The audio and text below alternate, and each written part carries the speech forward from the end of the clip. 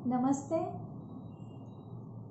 छात्रों, आज का वीडियो है 9वीं कक्षा के लिए। इस वीडियो में आज हम एक कविता के बारे में जानकारी प्राप्त करने वाले हैं। कविता का नाम है ए सखी। जिन्होंने लिखी है वे है आमिर खुसरो। तो सबसे पहले हम कवि का परिचय देखते हैं। जन्म 1253 में उत्तर प्रदेश के पटियाली एटा नामक गांव में हुआ था। अबुल हसन यमुनुद्दीन खुसरो जन साधारण में अमीर खुसरो के नाम से प्रसिद्ध है और वे पहले व्यक्ति थे कि जिन्होंने हिंदी, हिंदवी और फारसी भाषा में एक साथ लेखन किया है। अमीर खुसरो अपनी पहेलियों और मुखरियों के लिए जाने जाते हैं, मतलब वे बड़े प्रसिद्ध हैं। प्रमुख कृतियां हैं तुहफा, तुस्सिगर, वसुतुल, हयात, गुर्रातुल, कमा, निहायतुल, कमाल, दोहे, घरेलू नुस्खे, कह मुखरियां, दुसुखने, ढकोसले, अनमेलिया, उलटबासियां आदि रचनाएं बड़ी प्रसिद्ध है। तो देखो, कवि ने इस कविता में जो मुखरियां लिखी है और हमें जो मुखरियां देखनी है, ये पहेलियों का एक रूप है और इस कविता में 9 मुखरियां पूछी गई है। तो छात्रों, ये जो 9 मुखरियां हैं, ये हम 2 वीडियो में देखने वाले हैं। तो इस कविता में 2 सहेलियां हैं और ये एक सहेली अपनी दूसरी सहेली से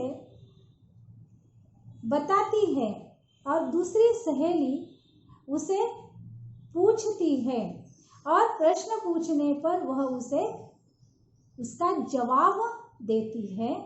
तो चलिए हम देखते हैं लोक प्रचलित पहेलियों का एक रूप है मुखरियां। तो ये जो पहली मुखरी है, रात समय वह मेरे आवे, रात समय वह मेरे आवे, भोर भये वह घर उठी जावे। यह अचरज है सबसे न्यारा, यह अचरज है सबसे न्यारा, ये सखी साजन ना सखी तारा। तो देखो, पहले शब्दार्थ देखते हैं। भोर यानी तड़के, अचरज यानी आश्चर्य, न्यारा यानी निराला, साजन यानी पति, जावे यानी जाता है। तो इस प्रस्तुत मुखरी में नायिका अपनी सखी से कहती है कि रात के समय वह मेरे पास आता है, रात के समय वह मेरे पास आता है और तड़के उठकर अपने घर चला जाता है। यह सबसे न्यारा, सबसे अलग ढंग का आश्चर्य है। तो उसकी सखी नायिका से पूछती है कि क्या वह तुम्हारे पति यानी साजन है? तो नायिका अपनी सखी से जवाब देती है, नहीं सखी, वह मेरे पति नहीं है, वह मेरे साजन नहीं है, तो वह तारा है। तो देखो, समझ गए छात्रों, रात का समय जब होता है तब वह मेरे घर आता है और इस रात के समय वह जब मेरे पास आता है, सुबह होते ही वह चला जाता है और उसे ऐसा भ्रम होता है कि वह क्या है? साजन, लेकिन वे साजन नहीं, तो वह तारा है। चलो आगे देखते हैं। वह आवे तब शादी होय, वह आवे तब शादी होय, उस दिन दूजा और न कोय, उस दिन दूजा और न कोय, मीठे लागे वाके बोल, मीठे लागे वाके बोल, ए सखी साजन ना सखी ढोल। शब्दार्थ देखिए। दूजा यानी दूसरा, कोय यानी कोई, वाके यानी उसके। तो इस प्रस्तुत मुखरी में नायिका कहती है कि उसके आने पर ही शादी होती है और उस दिन अन्य किसी की कोई पूछ नहीं होती। उसके बजने से, उसके स्वर यानी उसकी आवाज अच्छी लगती है, उसके स्वर मीठे लगते हैं। तो नायिका की सखी उससे पूछती है, क्या वह साजन है? तो नायिका जवाब देती है, नहीं सखी, वह ढोल है। तो छात्रों, ढोलक यह एक भारतीय प्रसिद्ध वाद्य है। यह गांवों और शहरों में रहने वाले लोगों का परिचित लोकप्रिय वाद्य है। इसके स्वर बहुत मीठे होते हैं और इसका उपयोग लोक गीतों में बड़ी मात्रा में किया जाता है।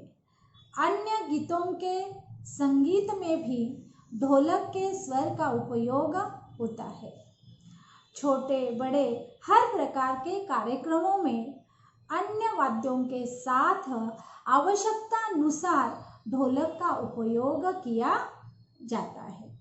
आगे देखते हैं, जब मांगू तब जल भरी लावे, जब मांगू तब जल भरी लावे, मेरे मन की तपन बुझावे, मेरे मन की तपन बुझावे, मन का भारी तन का छोटा, मन का भारी तन का छोटा, ये सखी साजन ना सखी लोटा। शब्दार्थ देखते हैं, जल यानी पानी, भरी यानी भरकर, तपन यानी गर्मी, भारी यानी यहाँ पर अर्थ लिया है बड़ा, तन यानी शरीर। तो प्रस्तुत पहेली में नायिका कहती है, जब मैं उससे मांगती हूँ तो वह पानी भर लाता है, यानी जब मैं उसे मांगती हूँ तो वह पानी भर लाता है और वह मेरे मन की गर्मी, मेरे मन की तपन बुझा देता है। और उसका दिल बहुत बड़ा है, लेकिन वह तन से मतलब उसका शरीर बहुत छोटा है। तो उसकी सखी अपनी सहेली से पूछती है, सखी, क्या वे तुम्हारे साजन हैं? क्या वे तुम्हारे पति हैं? तो नायिका जवाब देती है, नहीं सखी, वह तो लोटा है। क्या है? लोटा है।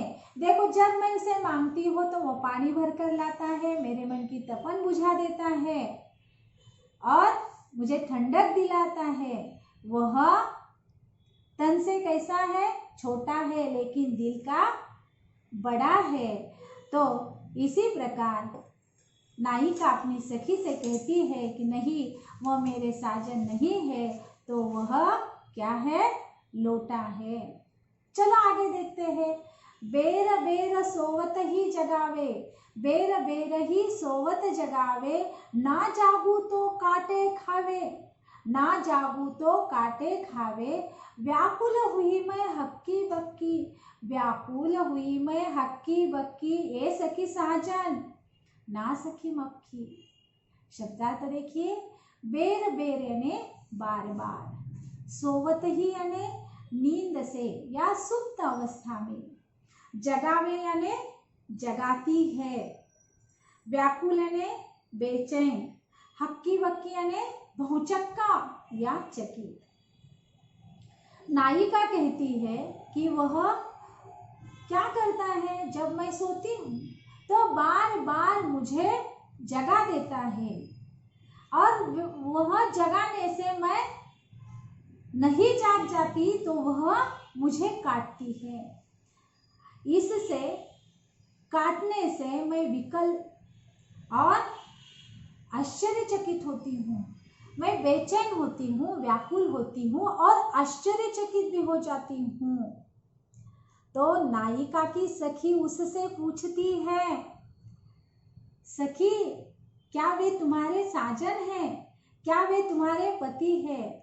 नायिका कहती है, यानी जवाब देती है, नहीं, नहीं सखी, वे मेरे साजन नहीं है, तो वह मक्खी है। अति सुरंग है रंग रंगीलो, अति सुरंग है रंग रंगीलो, है गुणवंत बहुत चटकीलो, है गुणवंत बहुत चटकीलो, राम भजन बिन कभी न सोता, राम भजन बिन कभी न सोता, क्यों सखी साजन ना सखी तोता। इस प्रस्तुत मुखरी में देखते हैं, नायिका कहती है कि उसका रंग बहुत सुंदर है और वह रंग रंगीला है, वह बहुत गुणी और चमकदार रंग वाला है, वह बिना राम राम कहे बिना कभी सोता नहीं है। उसकी सखी पूछती है, सखी क्या वे साजन है? यह सुनकर वह जवाब देती है, नहीं सखी, वे मेरे साजन नहीं है तो वह तोता है। तो छात्रों, हमारे देश का लोकप्रिय पक्षी है तोता। वह चमकीले हरे रंग का होता है, उसकी बोली बहुत मीठी होती है, वह बहुत समझदार और शांत पक्षी है। सिखाने पर वह मनुष्य की तरह कुछ शब्द बोल देता है। उसके मुंह से देखिए हम सुनते हैं, राम राम, नमस्ते, आइए, बैठिए, ऐसे शब्द वह मनुष्य जैसे बोलता है।